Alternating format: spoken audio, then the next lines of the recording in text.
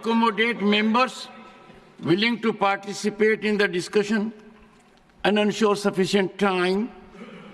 If the House agrees, the lunch hour may be skipped today and tomorrow.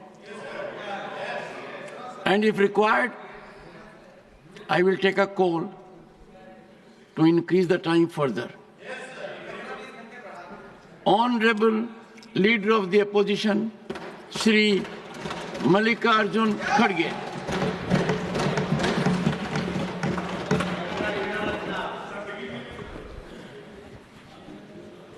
Sir,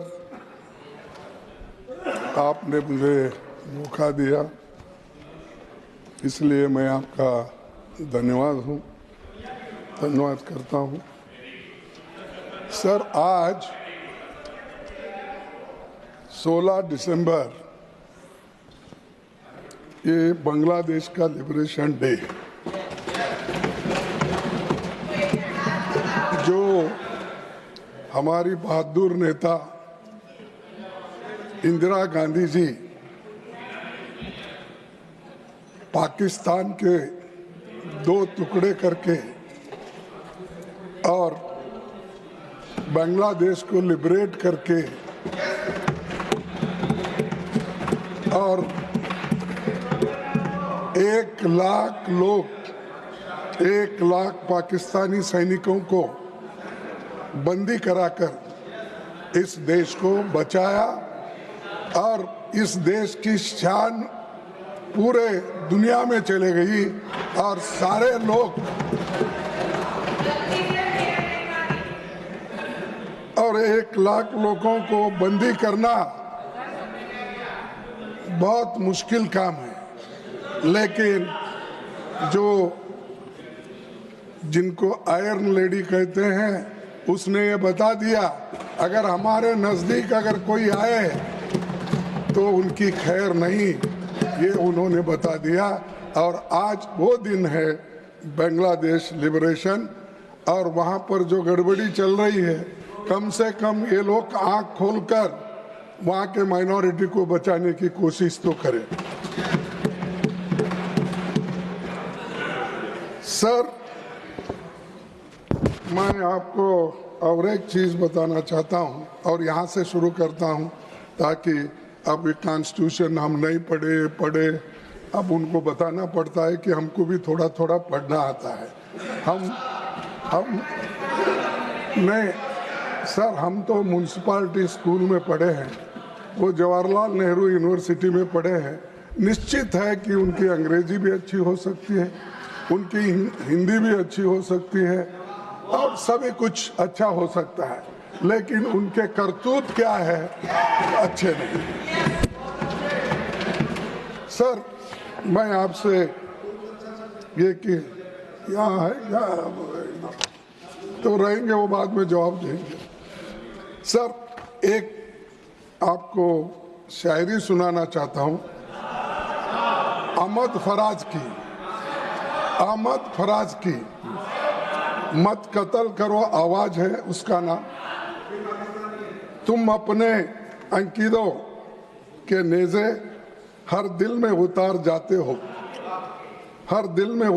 जाते हो। हम लोग मोहब्बत वाले हैं, तुम खंजर क्यों लहराते हो। हम लोग मोहब्बत वाले हैं, तुम खंजर क्यों लहराते हो। इस शहर में नगमे बहने दो, बस्ती में हमें भी रहने दो। हम पालनहार है फूलों के, हम खुशबू के रखवाले हैं। तुम किसका लहू पीने आए, हम प्यार सिखाने वाले हैं।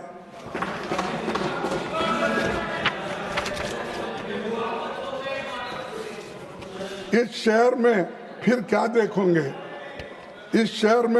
देखोगे, जब हर यहाँ मर जाएगा, जब तेग पे लय कट जाएगी, जब शेर सफर कर जाएगा, जब कत्ल हुआ सूर साजों का, जब काल पड़ा आवाजों का।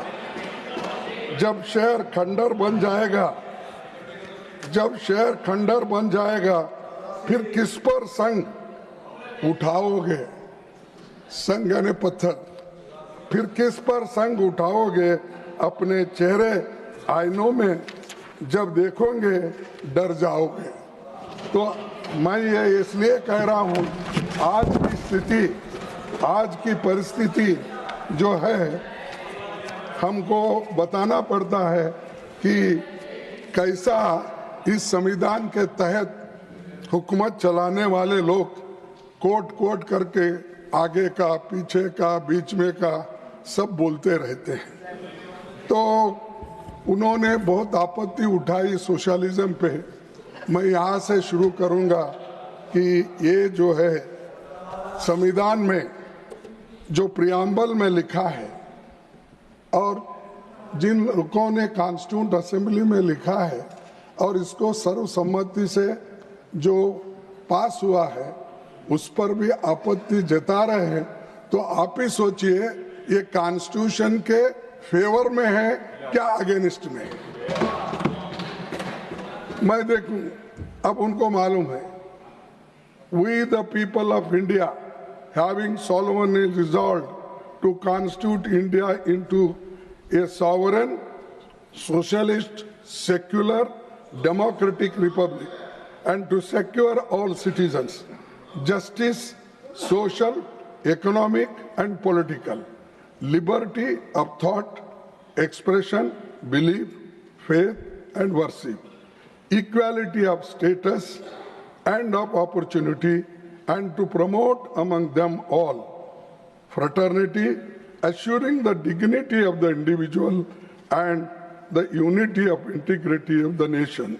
सर, ये तो संविधान में नवंबर 26 डे ऑफ नवंबर 1949 में ये हमने स्वीकार किया है। जब हमने ये स्वीकार किया है, इसके तहत हमको चलना चाहिए, हमको इम्प्लीमेंट करना चाहिए। सिर्फ एक दूसरे के खामियां निकाल के अगर आप बोलते जाएंगे तो तुमने 5000 सालों में कैसी तकलीफ हम लोगों को दी है, मुझे भी ये बोलना पड़ता है। मैं लाया हूं, आपकी मंशा क्या थी? ये संविधान जो बने वो मनुस्मृति के तहत बने। मनुस्मृति के जो कानून होते हैं, कानून होते हैं वो जो बनाए हैं, तो उसके तहत करना चाहिए था।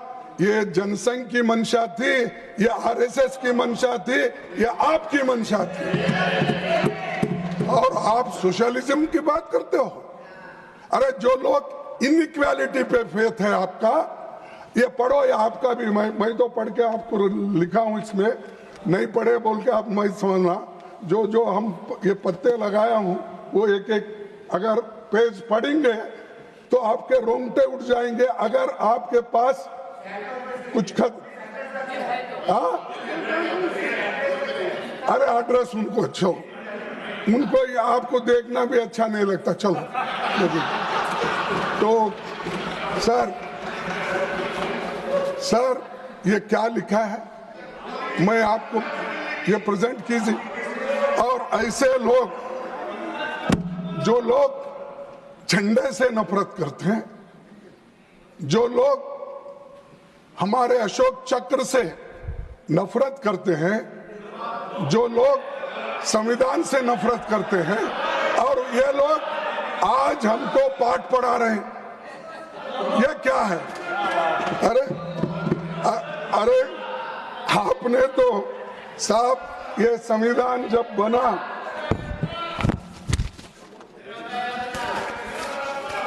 आपने जब ये संविधान बनी सर, उस वक्त संविधान को जलाने वाले लोग लालमय, ये जो रामलीला मैदान में बाबा साहब अंबेडकर और जवाहरलाल नेहरू जी का और महात्मा गांधी जी का पुतला वहां पर रख के इनो जलाए उस दिन, जिस दिन इम्प्लीमेंट हुआ। और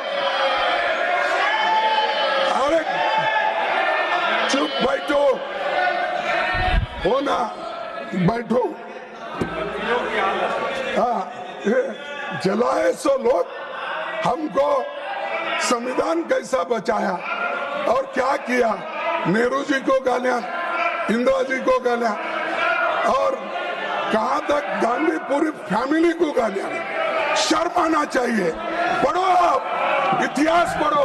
कॉन्स्टिट्यूंट असेंबली के डिबेट पढ़ने के बाद, संविधान बनने के बाद आप लोगों ने कैसी कैसी बातें संविधान के बारे में आपने बोला है, कहा है, आप तो देख लो। लेकिन ऐसे लोग टीका करते हैं। सर, और एक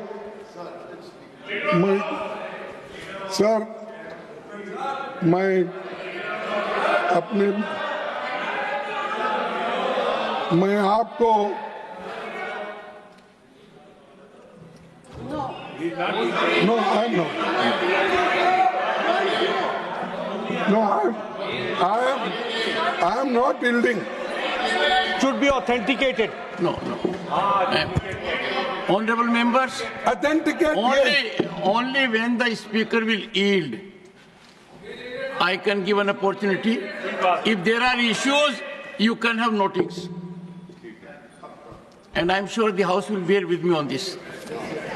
And I have a mind to enrich myself. जो किताब आपने दिखाई है मैं पढ़ूंगा सर। बाद में नहीं, अभी देता हूँ। मनुस्मृति, ये मनुस्मृति की किताब, ये 3-4 मैं जला वो उतना पढ़ दो और मेरे को वापस कर दो, क्योंकि आजकल मिलता नहीं। Honorable members, can I return a document put on the table? I can't. It has to be put on the table. अच्छा, मैं और एक खरीद के देता हूँ। Please continue. सर, आपको 7 दिसंबर 2022 का दिन याद दिलाना चाहता हूँ, जब पहली बार सभापति के रूप में इस सदन में पधारे थे।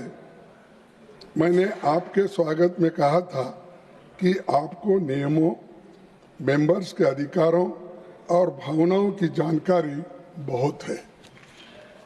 जैसे संसद 2 सदनों के मिलकर चलती है, उसी तरह लोकतंत्र सत्ता पक्ष और विपक्ष के 2 पहियों पर चलता है। सत्ता दल का अपना सरकारी एजेंडा होता है और हम लोगों के मुद्दों को यहाँ और उनके सवालों की चर्चा हम चाहते हैं। मैंने कहा था, हमारे संविधान निर्माताओं ने जिस मकसद से राज्यसभा का गठन किया, उसी भावना से ये सदन काम कर पा रहा है या नहीं, इस पर आप गौर कीजिए, इस पर आप बोलिए। और टीका करने से आपके पाप धो जाने वाले नहीं है। जो कोविड में मरे, जो हर जगह आज जो अट्रॉसिटीज हो रहे, शेड्यूल कास्ट पे हो रहे, शेड्यूल ट्राइब से हो रहे और महिलाओं पे हो रहे। यहाँ तक आप सुने होंगे सर, मध्य प्रदेश में एक शेड्यूल ट्राइब्स के बच्चे के मुंह में यूरिन कराया, मूत्र। इन समस्याओं को पहले सुलझाओ। लोगों को जो हमारे को जो बुद्धि दे रहे हैं ना, अपनी गवर्नेंस को सुधारो, वो छोड़कर आप मनमाने बोल रहे हैं। सर, आपका शुक्रिया भी हम अदा करते हैं, इसलिए कि संविधान के स्वीकार कर जाने के बाद 75 साल में आप जो चर्चा के लिए 2 दिन टाइम दिए और हमको टाइम भी अलॉटमेंट किए, लेकिन थोड़ा एक आधा घंटा 1 घंटा ज़्यादा भी हो तो हमारे लोग बोलने दो, क्योंकि जब तक आपने तो बोला है पहले ही तो आपका धन्यवाद करता हूं। तो इसीलिए क्योंकि मैं ज़्यादा टाइम लिया तो बाकी के लोगों को मिलता नहीं, इसीलिए मैं आपसे एक निवेदन करता हूं। और दूसरे चीज़ ये है कि सबसे पहले मैं उन महान नायकों को श्रद्धांजलि देता हूं जिन्होंने एक समतावादी भारत का सपना देखा था। और सभापति जी, स्वाधीनता संग्राम के दौरान ही संविधान निर्माण की सोच उपजी थी। कांग्रेस के इतिहास से ये गहराई से जुड़ा है और 1931 में सरदार पटेल की अध्यक्षता में कराची कांग्रेस अधिवेशन में जवाहरलाल नेहरू ने मूल अधिकारों और आर्थिक नीति पर प्रस्ताव रखा था जो पारित हुआ। ये ऐसा ही कॉन्स्टिट्यूशन नहीं बना, ये मूवमेंट से बना, ये आजादी के लड़ाई से बना। और उसी वक्त ये सोच थी 1931 का, ये आज का नहीं है। और नेहरू जी ने संविधान सभा की मांग को 1937 के चुनाव का केंद्रीय मुद्दा बना दिया था।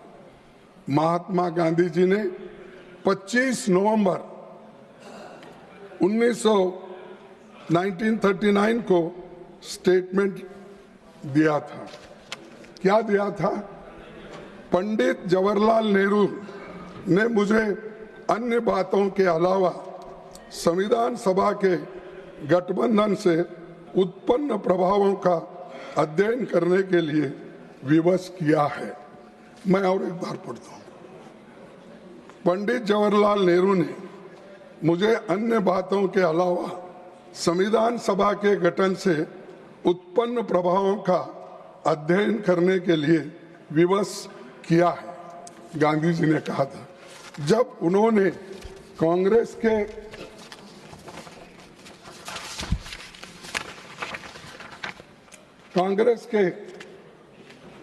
सभापति जी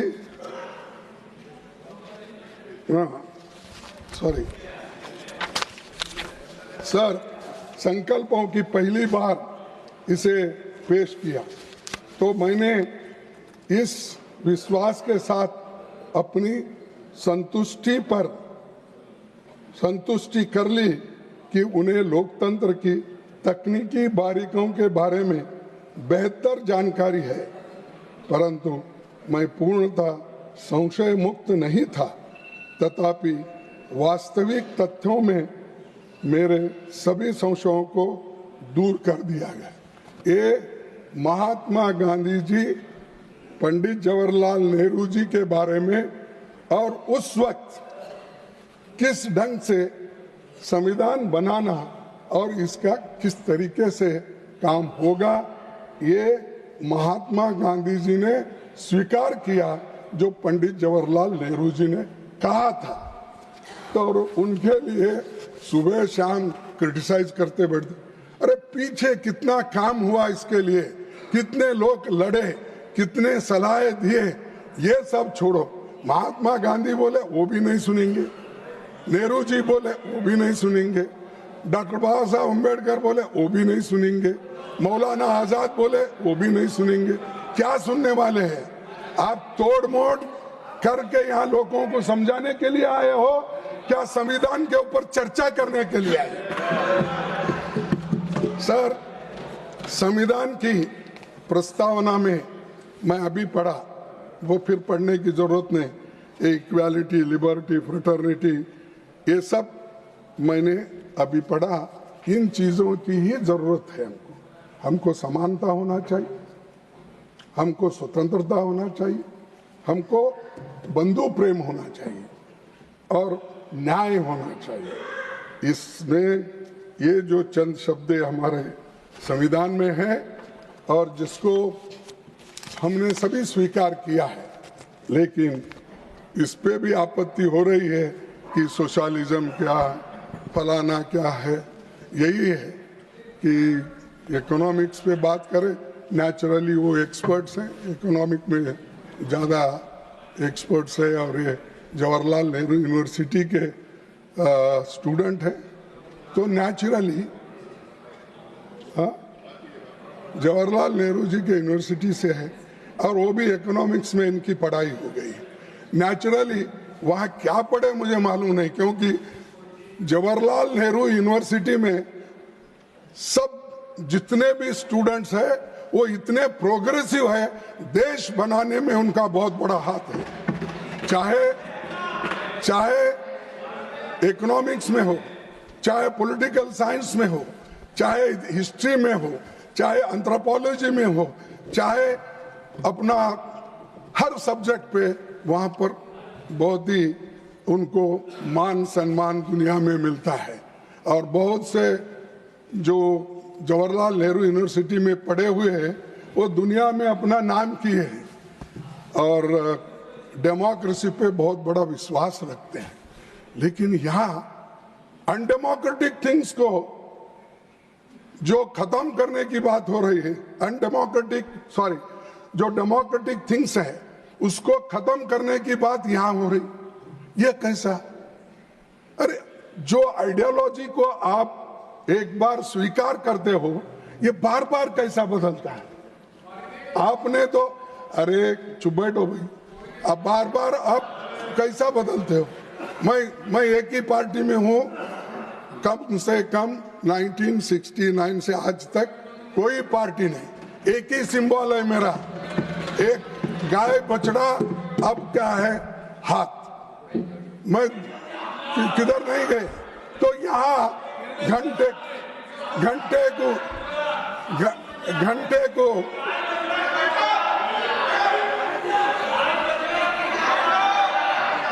सर जरा इनको चुप रहने का भी बोलिए, क्योंकि मैं तो चुप बैठा था जब निर्मला सीतारामन जी बात कर रही थी। कुछ नहीं सर, पता नहीं कब ये हृदय परिवर्तन हुआ इनका, 224 के चुनावों के बाद हुआ क्या पहले ही हुआ था मुझे मालूम नहीं। आज जो कॉन्स्टिट्यूशन की अब जरा आप बात कर रहे हैं, अब अभी हुआ कब हुआ मुझे मालूम नहीं, लेकिन कम से कम उनका हृदय परिवर्तन करने का काम इस देश की जनता ने 2024 के इलेक्शन में दिखाया। सर मैं और एक बात कहना चाहता हूँ, पूरा देश जानता है 1949 में आरएसएस नेताओं ने भारत के संविधान का विरोध किया था, क्योंकि ये मनुस्मृति पर आधारित संविधान नहीं था। इस बारे में आरएसएस के मुखपत्र ऑर्गेनाइजर ने 30 नवंबर 1949 के अंक में विरोध करते हुए संपादकीय यानी एडिटोरियल में ये लिखा था, आप लोगों के मन में आज भी मनुस्मृति वो कायम है। मैं बार बार बोलता रहा, आप लोग उल्टा हमारे ऊपर ही इल्जाम आप लगाते रहे। सर सभापति जी, न तो इन्होंने संविधान को स्वीकार किया, न तिरंगे झंडे को माना, इसीलिए पहली बार 26 जनवरी 2002 को कोर्ट के आदेश पर आरएसएस हेडक्वार्टर पर तिरंगा मजबूरी में फहराना पड़ा। सर तिरंगे झंडे को माना, इसीलिए पहली बार 26 जनवरी 2002 को आरएसएस हेडक्वार्टर पर तिरंगा मजबूरी में फहराना पड़ा, क्योंकि कोर्ट का आदेश था। चलिए कम से कम संविधान के वर्किंग पर चर्चा के लिए तो मान लिया आपने कि अब हम सभी लोग तिरंगे के नीचे ही काम करेंगे। सभापति जी, हमारा संविधान भारत के हर व्यक्ति को शक्तिशाली बनाता है, गरीब और कमजोरों की आवाज है, सत्ता का नैतिक मार्गदर्शक है, जाति पंथ लिंग या आर्थिक आधार पर भेदभाव करने की इसमें गुंजाइश नहीं है।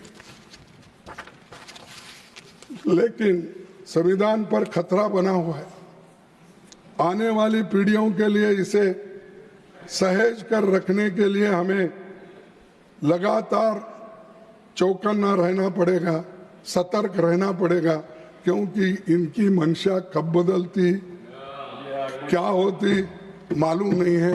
इसीलिए क्योंकि जो लोग 70 साल पहले अपनी पार्टी जो स्थापना की थी और अपना इनका जो मेन सपोर्टर है आरएसएस, ये सब लोग इसके खिलाफ बोलते गए, लेकिन कम से कम उनको अब देश के यानी सुरक्षित रखने का, एक रखने का अब बुद्धि देश के लोगों ने दिया। इसलिए मैं आपके तरफ से, आपके ओर से उनको भी धन्यवाद देता हूं, आपके बदलते हुए नीति को, और जो सम्मान कॉन्स्टिट्यूशन को दे रहे हैं, सम्मान झंडे को दे रहे हैं, सम्मान देश के लोगों को दे रहे हैं, और कॉन्स्टिट्यूंट असेंबली में जो बनाए हैं ये सारी चीजें, उनका भी याद आपको अब आ रहा है। इससे पहले उनको याद ही नहीं था, वो सब डूब गए थे। सर, मैं जब बहुत से शक्तिशाली देशों ने यूनिवर्सल अडल्ट फ्रेंचाइज नहीं था, महिलाओं को वोट का हक नहीं था, तब भारत में महिलाओं के समेत सभी को यूनिवर्सल अडल्ट फ्रेंचाइज का अधिकार अगर किसने दिया, वो कांग्रेस ने दिया, संविधान ने दिया। और ये संविधान अडल्ट फ्रेंचाइज, सर आपको तो मालूम है कि कितने देशों के, आप भी कॉन्स्टिट्यूशन पढ़े होंगे, बहुत से महिलाओं को, या ऑस्ट्रेलिया हो, अमेरिका हो, यूके हो, फ्रांस, वहां पर डेमोक्रेसी की बहुत बातें करते थे, लेकिन डेमोक्रेसी के साथ, संविधान के साथ उनको वोटिंग का पावर नहीं मिला था। ये एक ही देश ऐसा है जिस दिन हमारे को ये मिला, आजादी मिली, संविधान इंप्लीमेंटेशन हुआ, उस दिन से अडल्ट फ्रेंचाइज सबको मिला। गरीब, अमीर, कम से कम काम करने वाले लोग, मजदूर, किसान, सबको मिला। और ये किसकी देन है साहब? ये नेहरू जी की नहीं है, ये अंबेडकर की नहीं है, ये कॉन्स्टिट्यूंट असेंबली का नहीं है। और वहां पर जो कॉन्स्टिट्यूंट असेंबली में इनके मेंबर थे, वो सब चिल्लाते रहते थे। मैं पूरा वो डॉक्यूमेंट्री देखा हूं, आप भी देखिए, 10 घंटे का डॉक्यूमेंट्री है कॉन्स्टिट्यूंट असेंबली का। अगर आप देखेंगे तो आपको पता चलेगा कौन कौन क्या क्या किस उस वक्त बोले हैं, किस क्लॉज पे किसने क्या बात रखी है, किस आर्टिकल पे कितने बहस हो गए। जरा देखे तो मालूम होता है जे कामत जी क्या बोले और फलाना साहब ने क्या बोला और जनसंघ के हमारे नेता क्या बोले, ये सब उसमें मालूम होता है। तो इसीलिए आप जरा वो देख लीजिए, उनको दिखाइए, तो बहुत बड़ा, वो भी राज्यसभा की देन है, क्योंकि वो डॉक्यूमेंट उन्होंने ही बनाया। और उसके बाद वो भी देखिए कि पंडित जवाहरलाल नेहरू जी का डिस्कवरी ऑफ इंडिया, वो भी एक 40 घंटे का है। तो वो भी एक बार देखे तो आपको मालूम होता है दुनिया में पहले कैसी थी, हिंदुस्तान कैसा था, बाद में हम किस ढंग से इतने सिविलाइज्ड होकर काम कर रहे हैं, और क्या वो सामाजिक समानता थी, ये सारी चीजें उसमें आप देखेंगे। ऑर्गेनाइजर में 51-52 के चुनावों के दौरान यूनिवर्सल अडल्ट फ्रेंचाइज के खिलाफ लिखा गया। ये तो सही है ना? अच्छा, पंडित नेहरू ये बोले साहब, उन्होंने कहा अडल्ट फ्रेंचाइज के बारे में 51-52 को उन्होंने बोला, ये कहा, Pandit Nehru would live to confess the failure of universal adult franchise in India. Shall I read? Pandit Nehru would live to confess the failure of universal adult franchise in India. यानी universal adult franchise को, जो महिलाओं को voting मिलता था, जो शूद्रों को voting मिलता था, जो गरीब लोगों को मिलता था, इसके बारे में अपोज अगर कोई करे वो आरएसएस के लोग करे, ये लोग जनसंघ के लोग करे, और आज हमको पाठ पढ़ाते हो। और मैं ये कहना चाहता हूं, और उन्होंने कहा कि ये सत्यानाश होने का खुद पंडित जवाहरलाल नेहरू जी देखेंगे। अरे आप सब अडल्ट फ्रेंचाइज में ही वोट देकर आए, दिए या नहीं? और आप ले रहे हैं वोट भी उसी के वजह से। तो मेरे को कहना ये है कि जो बातें आप अच्छी बातें पंडित जवाहरलाल नेहरू जी की थी और गांधी जी की थी और दूसरे नेताओं, वो सब छुपा छुपा के कट एंड पेस्ट, जो अच्छा लगता है वो पढ़े। और यहाँ मैं जो हमारे प्रधानमंत्री जी वहाँ लोकसभा में जो कहे थे, मैं उनका भी पूरा स्पीच देखा, लेकिन वो टिप्पणी यहाँ नहीं करना। और राजनाथ सिंह जी का वो भी देखने के बाद मुझे ऐसे महसूस हुआ कि वो जो भी कोट वहाँ कर रहे थे, सब कोट जो कॉन्स्टिट्यूंट असेंबली में बाबा साहब अम्बेडकर ने जो बोला था और दूसरे नेता वही कोट किए, इनकी दिल की बात बाहर नहीं आई। वो खुद इस संविधान को चाहते या नहीं चाहते, हमको क्रिटिसाइज करने के लिए, टीका करने के लिए कौन से पैराज, कौन से शब्द प्रयोग करना, उतने उठा के वो बोलते गए। लेकिन आपने क्या किया वो बोला ही नहीं। आप देश के लिए क्या किया बोला नहीं। आप कितने बार जेल गए बोले नहीं। आप कितना पीड़ा देश के लिए आपने सहन किया ये कहा नहीं। अरे देश के लिए जो लोग लड़े नहीं, उनको आजादी का महत्व क्या मालूम है और संविधान का क्या मालूम है?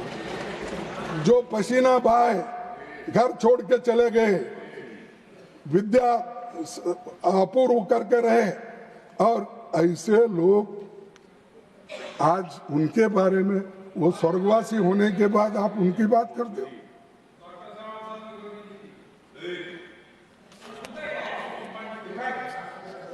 चुप बैठो तुम, अभी जाके तुम्हारे डिफेंस मिनिस्टर के पास सीख के आओ। सर, आज हमको इंट्रोस्पेक्शन करना चाहिए।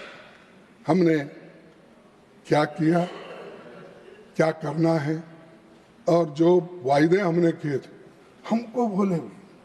वो प्राइम मिनिस्टर का स्पीच पढ़ा मैं, तो हमको सिखा रहे थे ये जुमले वाले हैं और ये झूठ बोलते हैं, ऐसा बोल के उन्होंने, अरे भाई झूठे नंबर 1 तो आप ही है। 15 लाख दे तो बोले सर अभी इंतजार कर रहा है, नहीं मिल रहा है। हाँ, और वो लोगों को 2 करोड़ रोजगार देने का बात, वो झूठ है सच है? और किसानों को एमएसपी डबल करने का सर मिला?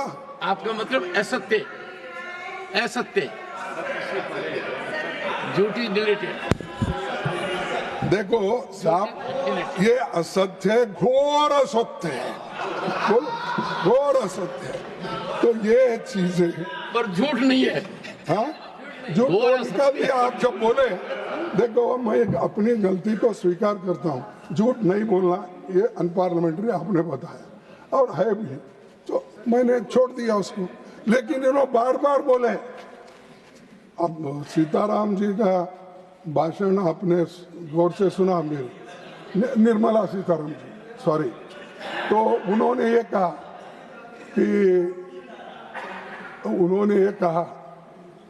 इट इज अ लाई, ये पार्लियामेंट्री है,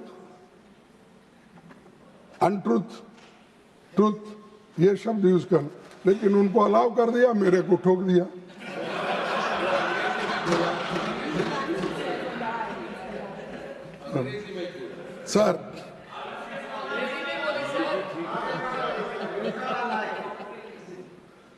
सर और एक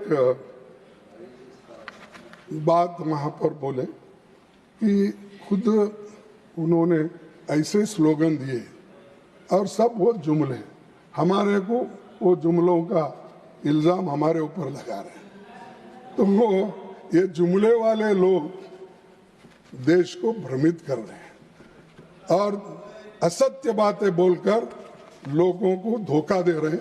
और फिर बात तो यहाँ पर आकर ऐसा बोल देते हैं कि वो क्या हमारे पास बोलते हैं कन्नड़ा में, झूठ 100 बार बोल के नहीं, सॉरी, असत्य 100 बार अगर बोलते गए तो उसको वो सत्य के इसमें हो सकता है।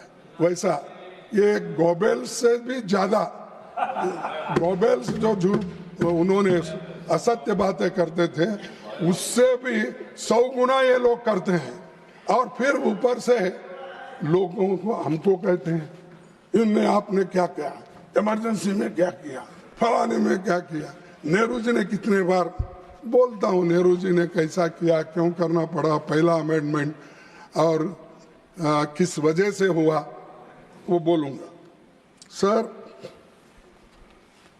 मोदी साहब का तो 1 घंटा 50 मिनट भाषण हो गया, हमारे फाइनेंस मिनिस्टर का 1 घंटा 10 मिनट हो गया, तो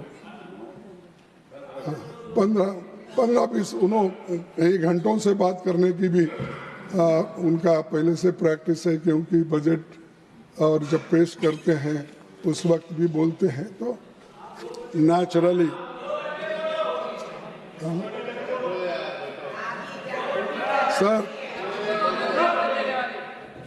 सर पीएम या तो अतीत में रहते हैं या कल्पना लोक में। ऐसा लगता है कि वर्तमान उनकी डिक्शनरी में नहीं है। बेहतर होता कि तो वो बता देते कि 11 साल में ऐसा कौन सा काम किया है जिससे हमारा लोकतंत्र और संविधान मजबूत हुआ। डिमोनेटाइजेशन हो, दूसरे हो, सब खत्म करने की बात ही करें, गरीबों को आर्थिक दृष्टि से कुचले। ऐसे लोग हमको पाठ पढ़ा रहे हैं कि आर्थिक मजबूती हमने की। अगर सोशलिज्म की बात करते उसको भी टीका आपने किया। मैडम, अगर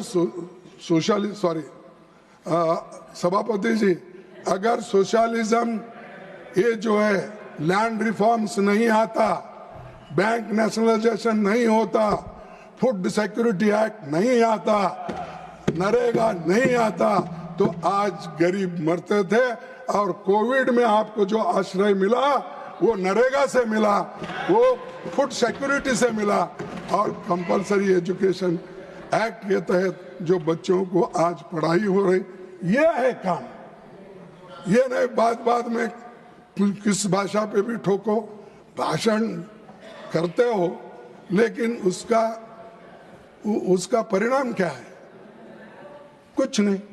और ये बात हमेशा वो करते हैं, तो जिससे हमारा लोकतंत्र और संविधान मजबूत हुआ है। और प्रधानमंत्री जी के एक बार फिर सदन और देश के गुमराह करने की कोशिश की और कहा ये जरा सुनिए साहब, 1947 से 1952 के बीच में कोई इलेक्टेड सरकार नहीं थी और वो गैर कानूनी संशोधन ला रहे थे। ये मोदी साहब का कहना है। तो मोदी साहब के लिए मैं उनकी याददाश्त के लिए रिपीट कर रहा हूँ, क्योंकि देश की आज़ादी में ना उन्होंने हिस्सा लिए ना मैं हिस्सा लिया। नेहरू जी लिए और महात्मा गांधी जी लिए, सरदार पटेल लिए, ये लोगों ने जो किया काम उस पर टिप्पणी करने का हमको कोई अधिकार नहीं। और दूसरा, उन्होंने नेहरू जी, पटेल जी, बाबा साहेब खुद अपने श्याम प्रसाद मुखर्जी की क्रेडिबिलिटी पर हमला हो, वो हमला बोले, क्योंकि ऐसे लोगों के बात कर रहे थे जिनको उन्होंने कभी सुना नहीं, कभी देखा नहीं, उनके साथ कभी लड़े नहीं। तो नेहरू जी के खिलाफ नफरत में आप इतना बह गए कि आपने संविधान सभा, अंतरिम सरकार और अंतरिम संसद सब पर सवाल खड़ा कर दिया, और इसमें सभी में श्याम प्रसाद मुखर्जी भी थे। तो इसीलिए कम से कम आप बोलते वक्त जरा ये तो सोचना चाहिए, मैं क्या अपने नेता के खिलाफ बोल रहा हूँ, क्या नेहरू के खिलाफ बोल रहा हूँ, क्या किसी और के खिलाफ बोल, इतना सोच के तो अगर बोलते तो मैं समझता था कि नेचुरली यहाँ उन्होंने रात में जो भी पढ़ा सुबह बोला होगा, भूल गए होंगे, या उनके जो भी एडवाइजर है लिख के दिए होंगे बोले होंगे। तो हमारे गलतियां हम दुरुस्त कर लेना चाहिए, चाहे मोदी जी हो, चाहे नड्डा जी हो, चाहे मैं। हम अपनी गलती को स्वीकार नहीं करेंगे तब तक आपकी बातों में कोई वजन नहीं रहेगा। दूसरी चीज, प्रधानमंत्री ने ये भी कहा 1951 में जब चुनी सरकार नहीं थी, नेहरू जी ने अध्यादेश लाकर संविधान को बदला। सुने आप, ये उनके ही वर्ड है जो मेरे को प्रेस में मिला और कच्ची कॉपी जो मिली। तो मैं उनसे पूछना चाहता हूं, क्यों लाया गया? प्रधानमंत्री जी शायद भूल गए कि संविधान का पहला संशोधन प्रोविजनल पार्लियामेंट ने किया था।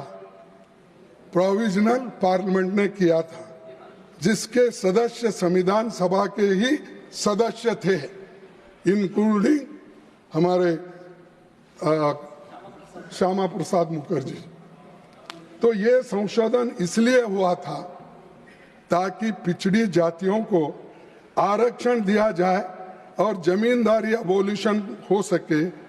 मैं सदन को बताना चाहता हूं कि उस दौरान state of Madras versus Champakam Dorairajan मामले में मद्रास स्टेट के रिजर्वेशन के फैसले को सुप्रीम कोर्ट ने खारिज कर दिया था। तो आप बोल रहे ये रिजर्वेशन निकाल दे, SC ST का निजाम।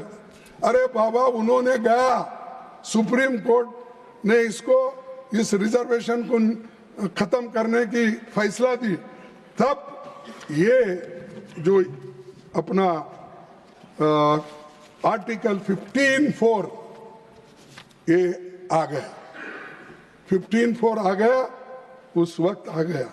तो आप वो नेहरू जी के ऊपर ब्लेम रहा, नेहरू जी ने ऐसा, अरे ये तो डॉक्टर बाबा साहब अम्बेडकर का सजेशन था, वल्लभ भाई पटेल का सजेशन था। उन्होंने ये कहा, ये जो लैंड रिफॉर्म्स का है और उसके बाद 9th शेड्यूल इसको बाद में जोड़ा गया, और ये मंशा थी SC ST OBC और एम्प्लॉयमेंट और एजुकेशन के आरक्षण मिल सके। तो इसीलिए इस संशोधन का एक तीसरा पक्ष सांप्रदायिक दुष्प्रचार रोकना भी था। सरदार पटेल जी ने 3 जुलाई 1950 को इस बारे में पंडित नेहरू को विस्तार से पत्र लिखकर संविधान संशोधन की ही समस्या का हल बताया। और एक बार बोलो, नहीं, क्योंकि ये आवाज प्राइम मिनिस्टर तक जाना भी, तो इसलिए सरदार पटेल जी ने 3 जुलाई 1950 को इस बारे में पंडित नेहरू को विस्तार से पत्र लिखकर संविधान संशोधन को ही समस्या का हल बताया। Amendment is the only remedy, this is suggested by Sardar Patel, and उनका भी अपमान कर रहे, उसको ऑथेंटिकेट करके रख लेंगे। हाँ, सरदार पटेल ने अपने पत्र में कहा था,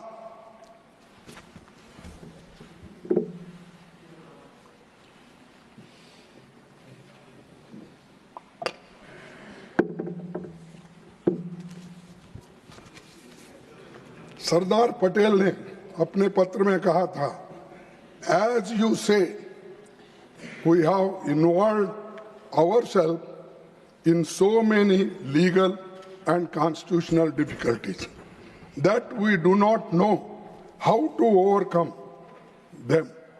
My own feeling is that very soon we shall have to sit down and consider constitutional amendment. ये किसने कहा? सरदार वल्लभ भाई पटेल। और उनको भी आप इंसल्ट कर रहे हैं। पंडित जवाहरलाल नेहरू के नाम से सभी को इंसल्ट कर रहे हैं। वो जोश में आकर नेहरू जी ने वो किया, नेहरू जी क्या करना चाहते थे, वो पटेल भी उसके साथ थे, अंबेडकर उनके साथ थे, और वो SC ST बैकवर्ड एजुकेशनल और एम्प्लॉयमेंट के लिए जो यहाँ पर उनको मार पड़ी थी, उसको ठीक करने के लिए अमेंडमेंट लाए, और वो पहला अमेंडमेंट था। अगर ये पहला अमेंडमेंट देश के लिए नहीं, शोषितों के लिए नहीं, तो आप कह सकते थे अपने लिए लाए। बताओ इसमें सब, और ये मेरे वर्ड नहीं है, इस अपने सरदार पटेल साहब के वर्ड है। सभापति जी, इसलिए मुख्यमंत्रियों को नेहरू जी ने पत्र लिखा था, जिसका जिक्र मोदी जी ने अपने भाषण में तथ्यों को तोड़ मरोड़ कर नेहरू जी को बदनाम करने के लिए किया, जिसके लिए उनको देश से माफी मांगना चाहिए। ये मेरा डिमांड है। जो सत्य को अगर मोड़ तोड़ के रखते हैं देश के सामने और बदनाम करने की कोशिश करते हैं, इसीलिए उनको इस सदन में, उस सदन में माफी मांगना चाहिए और देश के जनता से माफी। और ये चीजें आप पढ़े तो मिलते हैं, आप कॉन्स्टिट्यूशन इसमें डिबेट में मिलते हैं, लेकिन फिर भी आप गुमराह करते हो लोगों को। इस संशोधन पर खुद बाबा साहब ने 2 घंटे सदन में इसे डिफेंड किया था। और एक बार पढ़ो, इस संशोधन पर खुद बाबा साहब ने 2 घंटे सदन में इसे डिफेंड किया था। मैं पूछना चाहता हूं कि मोदी जी को एतराज किस पर है? क्या SC ST पर, क्या OBC पर, क्या आरक्षण पर, और उनका किनके ऊपर एतराज है? अरे आरक्षण को सुरक्षित रखने के लिए, उनके राइट्स को दिलाने के लिए अगर पंडित जवाहरलाल नेहरू जी अमेंडमेंट कराते हैं तो क्या दलितों के खिलाफ हो गए, SC के खिलाफ हो गए, ST के खिलाफ हो गए, आदिवासियों के खिलाफ हो गए? मैं पूछना क्यों ऐसी बातें करके लोगों को असत्य बातें बिठा रहे उनके दिमाग में? आप प्राइम मिनिस्टर हो सकते हैं, आपकी इज्जत करेंगे आपका कुछ, लेकिन ऐसी असत्य बातें जनता के बीच अगर लेके गए, इससे बहुत बड़ा देश को नुकसान होगा। सर, ये लैंड रिफॉर्म्स, आप बड़े किसान हैं, क्षमा चाहता हूं, या छोटे किसान हैं मुझे मालूम नहीं सर, इसलिए एक मिनट, नहीं हंसने की बात नहीं। मैं कृषक पुत्र हूं। यानी आप कृषक नहीं हैं, ठीक है, ठीक है। तो मैं तो बस आगे चलिए। शुरू किया था। मोदी जी के एतराज किस पर है? या वो गरीब किसानों को जमीन का मालिक का हक मिलने पर उनके एतराज है? क्योंकि लैंड रिफॉर्म्स जो आना, उसके लिए भी गरीबों के तरफ से वो लड़ रहे थे, और सरदार पटेल से नाराजगी है। हम कहते हैं कि बीजेपी आरक्षण के विरोधी है और इसीलिए वे कास्ट सेंसस के खिलाफ है। सर, सभापति जी, देश के स्वाधीनता आंदोलन के बारे में मोदी जी को ज़्यादा पता नहीं है, इसीलिए क्योंकि वो इस विषय पे जाना नहीं चाहते, जो उन्होंने उस सफ़र में शामिल ही नहीं हुए थे, तो उसकी बात तो रहेगी। अरे मैं खुद अपने को भी बोल लिया, आपके पिताजी थे अभी, तो 1946 के कैबिनेट मिशन प्लान के तहत कांग्रेस ने एग्जीक्यूटिव काउंसिल में नेहरू जी को वाइस प्रेसिडेंट बनाया था। इसीलिए उन्होंने 1947 में अंतरिम सरकार का नेतृत्व किया। देश का पहला आम चुनाव 51-52 में हुआ, जिसमें नेहरू जी प्रधानमंत्री बने। तब सरदार पटेल जी इस दुनिया में उस वक्त नहीं थे।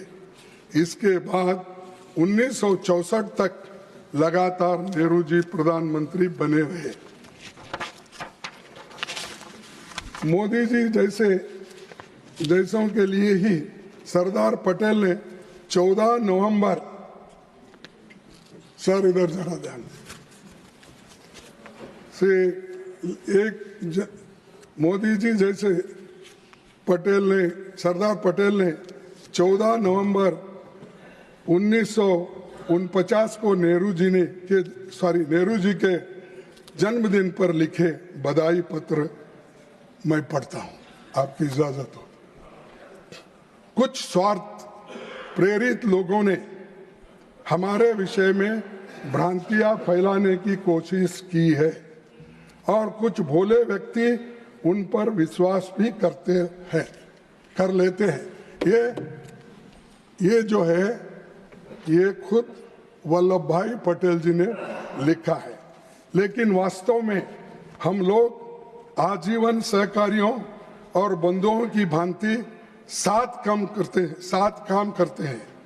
अवसर की मांग के अनुसार हमने परस्पर एक दूसरे के दृष्टिकोण को अनुसार अपने को बदलता है और एक दूसरे के मतभेदों का भी सम्मान किया है, जैसा कि गहरा विश्वास होने पर ही किया जाता है। ये सरदार वल्लभ भाई पटेल जी का उन्होंने लिखा हुआ पत्र है उनके जन्मदिन पर। लेकिन आज उनमें झगड़ा लगाने की कोशिश करते हैं। वल्लभ भाई पटेल नहीं चाहते थे, नेहरू जी वैसे थे। अरे वो उनके खुद के भाषण पढ़ो ना, उन्होंने क्या लिखा है लेटर वो पढ़ो, गांधी जी क्या बोले वो पढ़ो। लेकिन वो पढ़ना छोड़ के सब सुनी जो आरएसएस ट्रेनिंग में वो देते हैं वही बातें यहाँ पर बोलने से फायदा नहीं है। यहाँ संविधान की बात करो और जिनको आप टीका टिप्पणी करते हो उन नेहरू जी का पत्र देखिए, वल्लभ भाई जी का पत्र देखिए, महात्मा गांधी जी का पत्र देखिए। संविधान बनाने के लिए उन्होंने आखिरी में कैसा फैसला लिया, ये सब देखने के बाद अगर कुछ कहते तो मैं कहूँगा बहुत हमको ज्ञान दे रहे हैं, हम कोई छोटे मोटे स्कूलों में पढ़ के आए, बहुत बड़ा ज्ञान हमको यहाँ मिल रहा है, ऐसा सोचेंगे।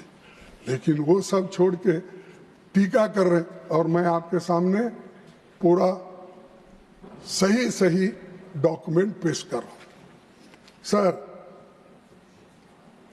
सभापति जी, रक्षा मंत्री जी ने लोकसभा में बोलते हुए कांग्रेस पर संविधान बनाने के श्रेय को लेकर कटाक्ष किया। किसका क्या श्रेय बनता है? बाबा साहब ने खुद कहा है, जिसमें मैं कोट करूंगा, the task of the drafting committee would have been a very difficult one if this constituent assembly has been merely a motley crowd. There would have been nothing but chaos. This possibility of chaos was reduced to nil by the existence of Congress party inside the assembly, which brought into its proceedings a sense of order and discipline. ये बाबा साहब अंबेडकर ने कहा और लोगों ने सुना और ये नमूद हुआ है कॉन्स्टिट्यूंट असेंबली के डिबेट में और उन्होंने ये ओपनली अब वो भी टीका कर बाबा साहब का सम्मान नहीं दे बाबा साहब। अरे तुम तो बिगिनिंग से ही उनका सम्मान नहीं कर रहे। ये तो उन्होंने खुद कॉन्स्टिट्यूंट असेंबली में उन्होंने कहा अरे तुम तो उनके खिलाफ थे सर। मैं बीच में मेरे को याद आया, बोल सकता हूँ सर। जब संविधान में तिरंगा झंडा और नहीं ये जब यहाँ पर स्वीकृत हो गई, जब तिरंगा और कॉन्स्टिट्यूशन ये सब, तो मुंबई के रेलवे स्टेशन पर बीजेपी वालों ने और ये अपना हिंदू महासभा वालों और आरएसएस वालों ने जाकर उन्होंने सैफरन झंडा दिखाया। तो बाबा साहब अम्बेडकर ने कहा, बाबा साहब, अरे जनसंघ भाई, अरे तुम्हारा पहला अवतार, जैसा हमारे धर्म में 10 अवतार होते हैं, तुम्हारा वो दूसरा अवतार और पहला अवतार, तो छोड़ दीजिए उसको। सर उनको झंडा दी, तब डॉक्टर बाबा साहब अम्बेडकर ने कहा, क्या मैं ये सैफरन झंडे के लिए, इसको देखने के लिए मैं आया हूं? मेरा झंडा अलग है, तिरंगा झंडा, और ये देश का झंडा ही रहेगा, ये काम नहीं चलेगा, प्लीज हटो बोल के उनको हटकर आगे चले। और ये बॉम्बे रेलवे स्टेशन पे घटना घटी, और आज ये बोलते हैं कि अंबेडकर नेहरू जी के खिलाफ थे और संविधान बनाते वक्त उनको सम्मान नहीं। ये तो खुद बाबा साहब अम्बेडकर ने कहा कि ये जो मुझे सम्मान मिला और इतना कांग्रेस के वजह से मैं ये घटना बना सका, और वो भी स्मूथली बना, कोई भी इसको उस वक्त डिस्टर्ब नहीं किया। सर मैं आपसे और एक विनती करूंगा, आगे चलकर उन्होंने ये भी कहा, the Congress party is therefore entitled to all the credit for the smooth sailing of the draft constitution in the assembly। ये उनका, अगर वो दुखी होते सर ये बोलते थे, और कहीं की बात तो कहीं। अब अपोजिशन पार्टी में जब बाबा साहब अम्बेडकर थे, शेड्यूल कास्ट फेडरेशन के वो प्रेसिडेंट थे, और जो मंडल हमारे बंगाल के वो बैरिस्टर जोगेंद्रनाथ मंडल, वो सेक्रेटरी थे। तो नेचुरली उनकी पार्टी अलग थी, तो उसमें जब उनको वहां से हार हो गई, तब यहाँ पर जोगेंद्रनाथ मंडल ने सेक्रेटरी वेस्ट बंगाल में वो रिसिग्नेशन दी। राजीनामा देने के बाद उनके सीट पर बाबा साहब अम्बेडकर चुन के आए। तुम्हारी मेहरबानी से नहीं है, तुम लोग वैसा बड़ा के ले रहे ना, तुमसे नहीं है। अरे तुम तो उनके खिलाफ थे, और आपके जो जनसंघ के नेता थे उन्होंने भी वहीं से चुन के आए थे, श्यामा प्रसाद मुखर्जी। क्योंकि वो जल्दी याद नहीं आता श्यामा प्रसाद मुखर्जी का, क्योंकि कभी ज्यादा नाम लिया नहीं, उनको याद है। लेंगे भाई, लेते वक्त, अब ले रहा हूं ना। सर चेयरमैन साहब, इस सदन के माध्यम से ये देश को बताना चाहता हूं, संविधान सभा में कांग्रेस को प्रचंड बहुमत था। बाबा साहब अम्बेडकर को ड्राफ्टिंग कमेटी का चेयरमैन चुना गया। खुद बाबा साहब ने अपने 25 नवंबर 1949 के भाषण में कहा था, मुझे बहुत आश्चर्य हुआ। साहब आप उधर देख रहे हैं, इसलिए मेरी बात आपको 99% आप ही देख रहा हूं, लेकिन 1% ही बहुत इंपॉर्टेंट। 100 बनाने के लिए 1%। 99 तेंदुलकर ने 10 बार मारा, 99 और 12, लेकिन 99 मारा, लेकिन सेंचुरी नहीं हो सका। तो इसीलिए मैं आपसे विनती कर, ये बहुत मुद्दा है। मुझे बहुत आश्चर्य हुआ था जब ड्राफ्टिंग कमेटी मुझे अपना अध्यक्ष चुना समिति में, मुझसे बड़े, मुझसे बेहतर, मुझसे सक्षम कई लोग थे। सबको पता है कि जब आज़ादी मिली तो देश में सुई भी नहीं बनती थी, खाने पर कोई अनाज नहीं था। केवल 35 साल की औसत उम्र थी, लेकिन पिछले 60-70 सालों में देश ने बहुत तरक्की की। और आप बोलते 55 साल में आपने क्या किया, 70 साल में क्या? अरे बाबा, हम अगर नहीं करते, तुम लोग इंजीनियर हो के यहाँ नहीं बैठते, डॉक्टर हो के नहीं बैठते थे, और मोदी जी इस देश के प्रधानमंत्री भी नहीं बनते थे, और मैं एक लेबर का बेटा अपोजिशन लीडर भी नहीं बनता था। ये सोच के रखिए आप, तुम अपने आप को 30 मार का मत समझिए। ये सब देन पंडित जवाहरलाल नेहरू जी, महात्मा गांधी की, डॉक्टर अंबेडकर की, वल्लभ भाई पटेल की है। तुम्हारा कोई कंट्रीब्यूशन नहीं।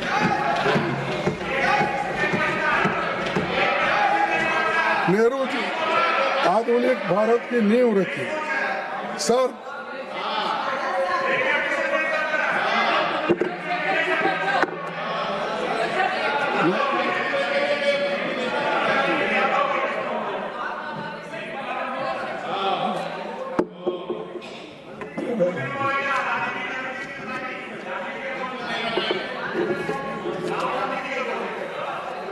हाँ, तुम हमारे पार्टी में आए तो देखेंगे। सर, नेहरू जी ने आधुनिक भारत की नींव रखी, शास्त्री जी ने हरित क्रांति की बुनियाद रखी, इंदिरा जी ने देश को परमाणु शक्ति से संपन्न बनाया, सामाजिक न्याय के लिए 20 सूत्री कार्यक्रम दिया, बैंकों का राष्ट्रीयकरण किया, राजीव जी ने संचार क्रांति लाई और पंचायती राज और लोकल बॉडीज का आधार बनाया, जिसको नरसिंह राव ने 74th संविधान अमेंडमेंट बोला। आपको बधाई दे रहे हैं। अरे वो कांग्रेस के प्रधानमंत्री थे, मेरी पहचान हैदराबाद से थी उनकी। नहीं, आपको बधाई दे रहे हैं। अरे मैं ये कह रहा हूँ 73-74 अमेंडमेंट जो राजीव गांधी जी की सपना थी और जो उन्होंने तैयार किया था, उसको आगे लाया गया। और आज जो महिलाओं को रिजर्वेशन मिल रहा है, जो मेयर का हो, जो पंचायत का हो, जो जिला पंचायत अध्यक्ष हो, ये सब जो मिल रहा है मैडम, ये कांग्रेस की वजह से मिल रहा है। ये कांग्रेस ने एक्ट लाया। महिलाओं को क्या करे, महिलाओं को क्या करे, ये करे, उनको अध्यक्ष बनाए, मेयर बनाए, पंचायत मेंबर्स बनाए, तालुका पंचायत मेंबर्स बने, ये बनाए। अगर हमारी सत्ता आएगी तो हम तुमसे भी तेजी से महिलाओं का आरक्षण बिल इम्प्लीमेंट करेंगे। अरे हर चीज एक ही दिन में नहीं होता, तुम लोग अपोज करें उस वक्त, चलो। और मनमोहन सिंह से हर एक सुधारों का काम किया। प्रधानमंत्री की आधारहीन बातों से इतिहास बदल नहीं सकता। जो सत्य है वो सत्य है, जो असत्य है वो असत्य है। इसीलिए कम से कम वो अपना ध्यान इधर रखिए। हम फर्जी आंकड़ों की नीति नहीं करते। अगर कांग्रेस की सरकार को असली उपलब्धियां बताने लगूंगा तो आपके पास समय नहीं है और मुझे भी ज़्यादा कुछ बोलना है, लेकिन थोड़ा तो मुझे बोलना ही पड़ेगा, क्योंकि हमको उधर से इतने लोग बात करके ठुकते रहे। असत्य बातों को उन्होंने सही बोल के बताने को सारे दुनिया कोशिश की, लेकिन हम उससे डरने वाले नहीं हैं। उत्तर को प्रत्युत्तर देंगे और सत्यता पे आधारित उत्तर देंगे। सर, संविधान के अनुच्छेद 15 के तहत धर्म, नस्ल, जाति, लिंग या जन्म स्थान के आधार पर भेदभाव रोका है, लेकिन आज क्या कुछ घट रहा है ये सबको पता है।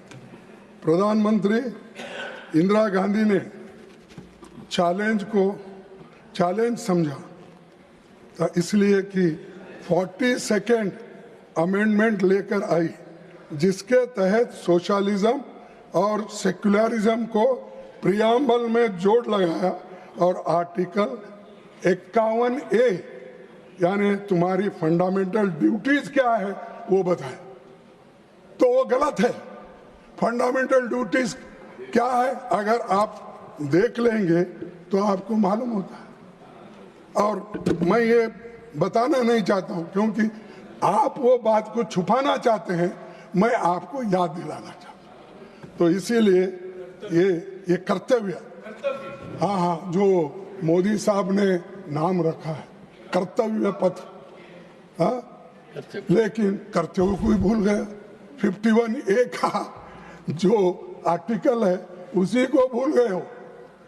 वो सेक्युलर सोशलिज्म ये सब फालतू के वर्ड है, निकाल लो।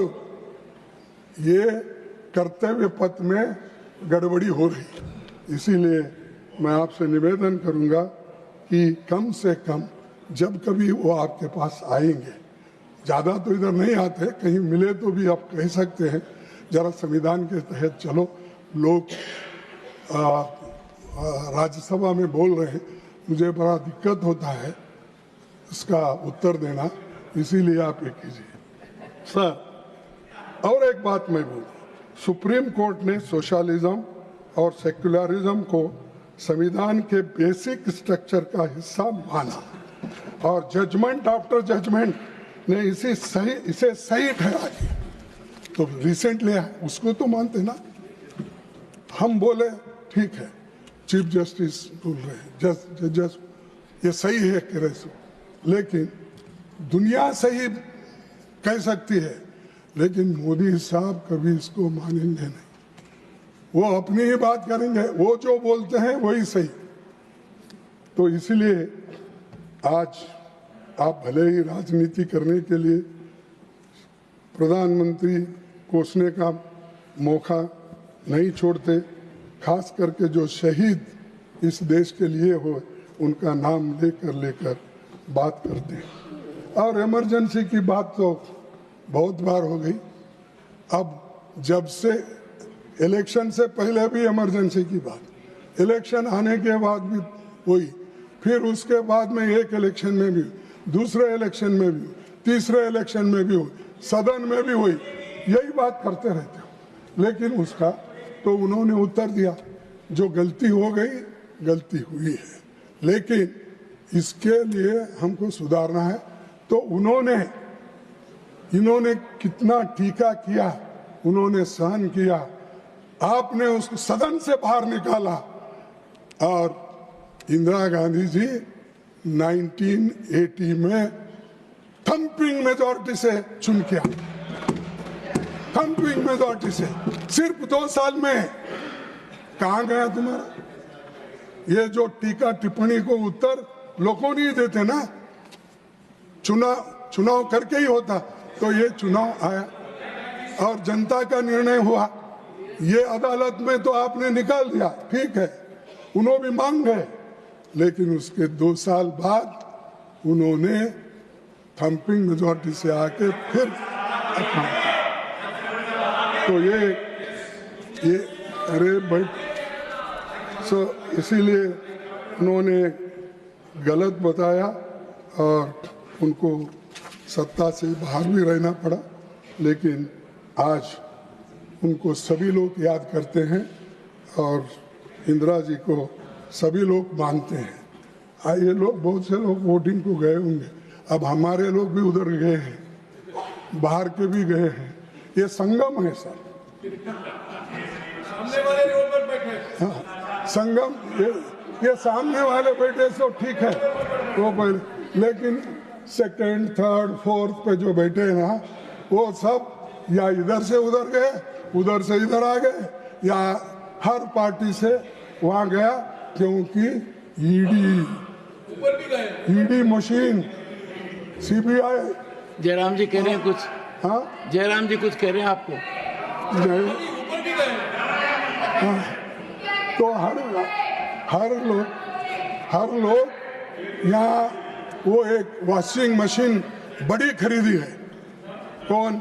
हमारे शाह साहब इतना बड़ी वॉशिंग मशीन करे, आदमी अंदर जा सकता है और क्लीन होके बाहर आता है, अंदर जाके क्लीन होके बाहर आता है।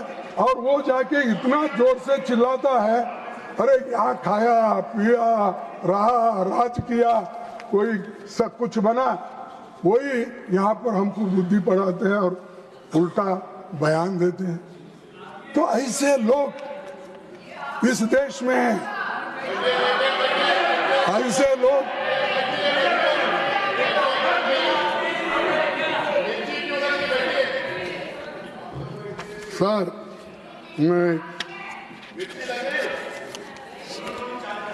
सर हम संवैधानिक प्रावधान के तहत कांग्रेस पार्टी ने देश में कास्ट सेंसस की मांग की, और कास्ट सेंसस की मांग इसलिए कर रहे हैं, कमजोर लोग तबकों के लोगों को बेहतरीन के लिए, उनके बेहतर के लिए एक रणनीति बनाई जाए। इसीलिए आप ये जो हमारा माइंड है ये किसी को खुश करने के लिए नहीं। और ऐसा होता है पॉलिटिक्स में, आज मेरे साथ वोट देते हैं, कल दूसरों को देते हैं। हम देखे हैं 60 साल में कैसा हुआ, क्या हुआ, लोग बदलते कैसे रहते हैं। तो इसीलिए वोटरों के ऊपर आप गुस्सा मत निकालो, एरिया के ऊपर आप गुस्सा मत निकालो।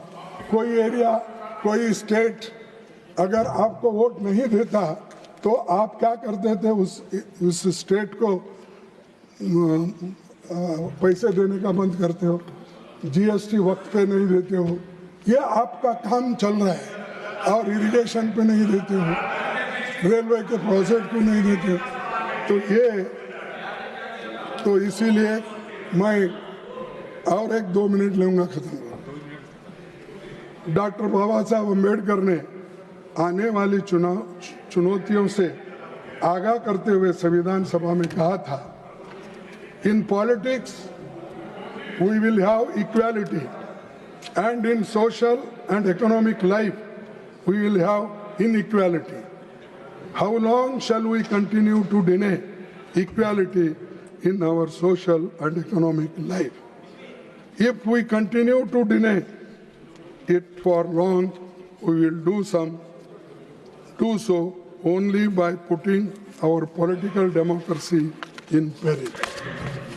तो अध्यक्ष,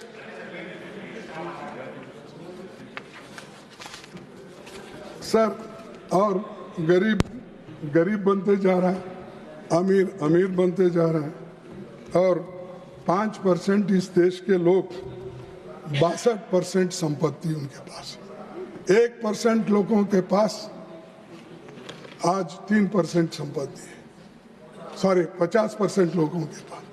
तो ये सारी चीजें आपकी इकोनॉमी किधर गई? क्यों इसको कम करने में आप लोग काम नहीं कर रहे? ये मैं आपसे पूछना चाहता हूं। और आप इतने सभी चीजें कॉन्स्टिट्यूशन के तहत करते हो, तो ये क्यों नहीं किए, ये मेरा सवाल है। दूसरा और एक सवाल है सर, मणिपुर में लगातार हिंसा और अशांति जारी है।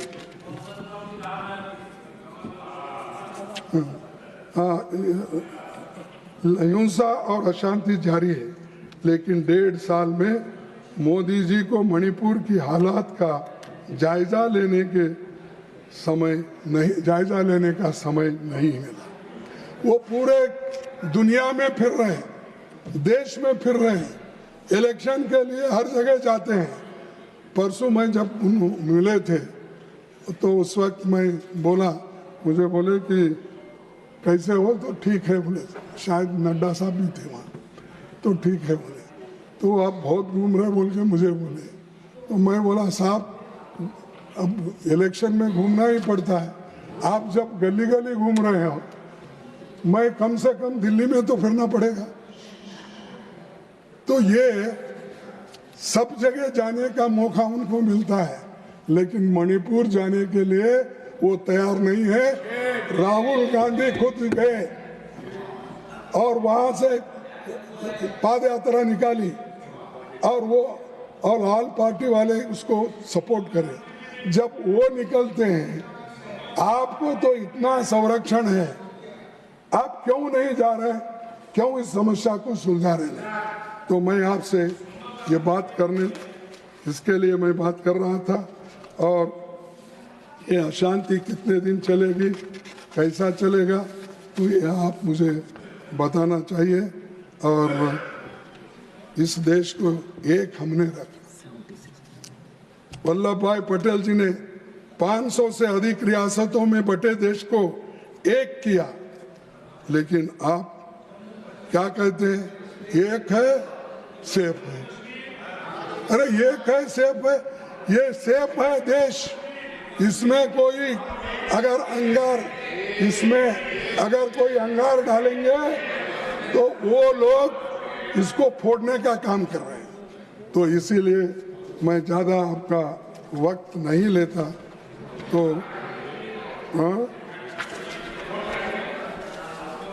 देखिए, और एक लास्ट कोट में आपका पढ़ूंगा।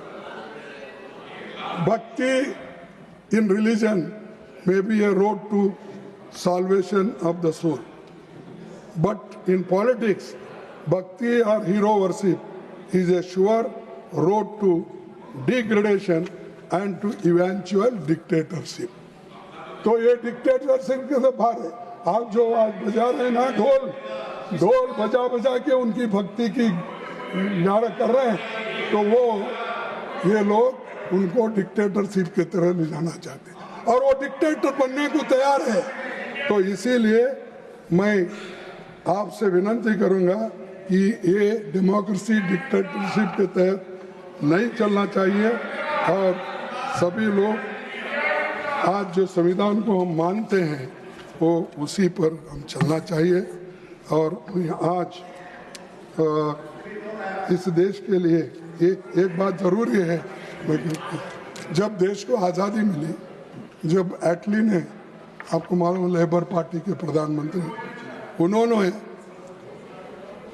उस वक्त चर्चिल ने क्या कहा था, भारत को स्वाधीनता देने वाले लॉर्ड एटली सरकार के प्रस्ताव पर चर्चा के दौरान ब्रिटिश संसद में पूर्व प्रधानमंत्री और तत्कालीन विपक्षी नेता विंस्टन चर्चिल ने कहा था कि आज़ाद होते ही भारत बिखर जाएगा और वहाँ दुष्टों, बदमाशों, लुटेरों के हाथ चला जाएगा।